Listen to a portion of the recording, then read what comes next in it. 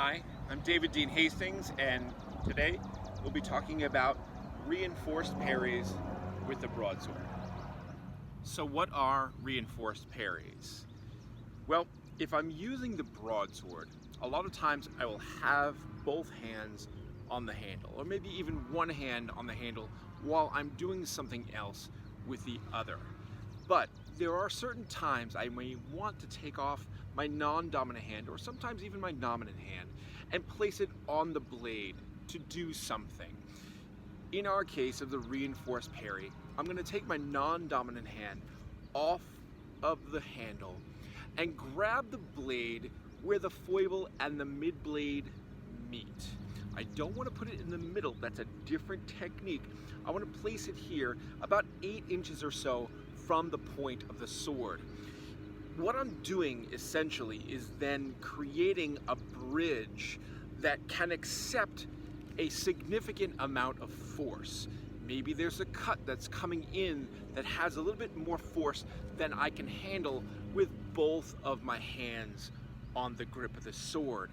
But if I take off one hand and place it where the mid-blade and the foible meet, and I intercept that incoming attack with this bridge, I can effectively displace the energy equally across the length of my weapon. So in what context would you use a reinforced parry? To answer that question, we're going to introduce a new target, the flank. This area right here along my right side is the right flank, and this is my left flank. Now that's a very large piece of territory. What we're going to say is the right flank target is going to be the middle of my ribs right here, or kind of where the bend of my elbow is. So right there. On either side, so this would be the right flank, the left flank. We've already talked about the high vertical center line being a viable target. We haven't talked very much about the low vertical center line as a viable target, as if somebody was coming from underneath and giving a rising cut upward. So in those four targets, we're going to use a reinforced parry. So if I'm trying to do a reinforced parry from my left flank, I'm protecting this part of my body, what I'm going to do is I'm going to take off my left hand and I'm going to place it where the mid-blade and the foible meet on my broadsword. Notice I'm forming it on my outside line. I'm dropping the point down and bringing the fully formed parry across my body. Now I'm protecting my left flank. Notice that my right forearm is parallel to the ground and my shoulders are relatively even and my hips and shoulders are facing my opponent. This is a reinforced parry for the left flank. Now, if I were to do the opposite and protect my right flank with the reinforced parry, once again I would take off my non-dominant hand, place it on the broadsword where the foible and the mid-blade meet, and now this time the foible is going to go up and move it across my body. Once again, my forearm, my left forearm, is parallel to the ground and I'm protecting my right flank with that reinforced parry. Again, I'm forming that strong bridge. If you take a look at both of these, I'm bringing that opposite hand across because it has more structure to it, more stability. It's connected more with how my muscles move.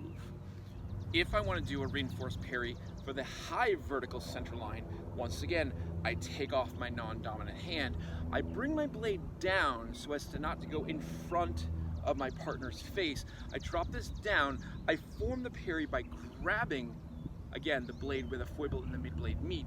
I bring this up, leading with the true edge, and I'm intercepting that incoming attack with the middle of my blade.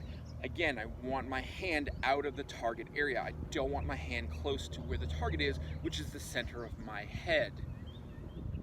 Now, very much like the high vertical center line, I'm going to do a reinforced parry for the low vertical center line. This time, I'm bringing the foible up offline of my partner's face.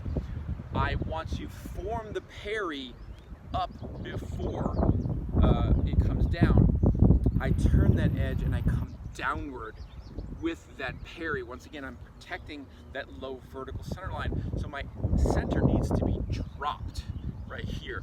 I want to make sure that I'm protecting that low vertical center line. I don't want to bend at the waist. I'm bringing my face closer to my opponent's blade or my partner's blade. I don't want to do that. Again, I want to drop this down and protect that low vertical center line. I still want to bend at my elbows. I don't want to lock my elbows out. I still want to have a little flexibility in those elbows. Now I'm going to do the reinforced parries from the side so you see what they look like. If I'm doing a reinforced parry for my right flank, I take my non-dominant hand off, place it on the blade, I form it on the inside line, and I bring it across. Notice that the blade is angled forward and not perpendicular to the ground. It's still forward of my body. If I'm doing a reinforced parry for the left flank, once again, taking my non-dominant hand off, placing it on the blade on my right side, dipping that foible down, then forming the parry and moving it across. Once again, you can see that this is angled forward of my body, not straight up and down. It's in front of me, not beside me. If I'm doing the reinforced parry for the high vertical center line, I want to bring this toward me, form the parry, and bring it upward. Again, there is a slight angle forward because that is the angle of the incoming attack. If I'm doing the reinforced parry for the low vertical center line, just the opposite. I bring this blade high, form it, and bring it low. Again, dropping that center down, protecting that low vertical center line. I don't want to lean forward at the waist. I want to drop this down and make sure that I'm protecting that low vertical center line without compensating and bringing my head forward.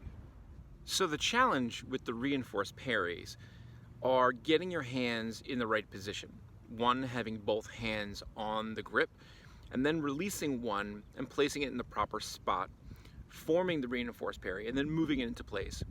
And then after the parry is done, getting your hand back on the grip to go somewhere else.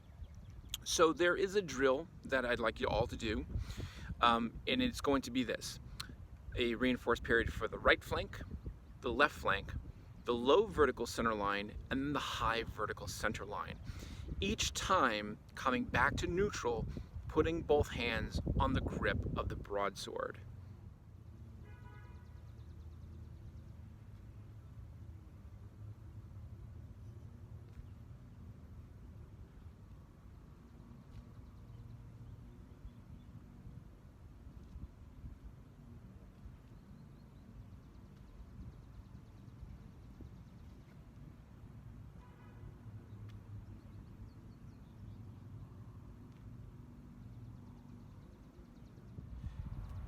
So practice the reinforced parries, moving from right flank, left flank, low vertical center line, high vertical center line.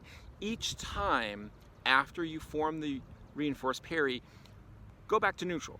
Put both hands back on the weapon, because again, the real challenge is coming from someplace else, going into the reinforced parry, placing your hands in the proper places, executing the parry, and then going back to a neutral position so you can go on with whatever technique is next. So give that a try, self-tape yourselves, send it to me and send it to the rest of the staff, and we'll give you some good notes on that. All right, be well everybody. Take care.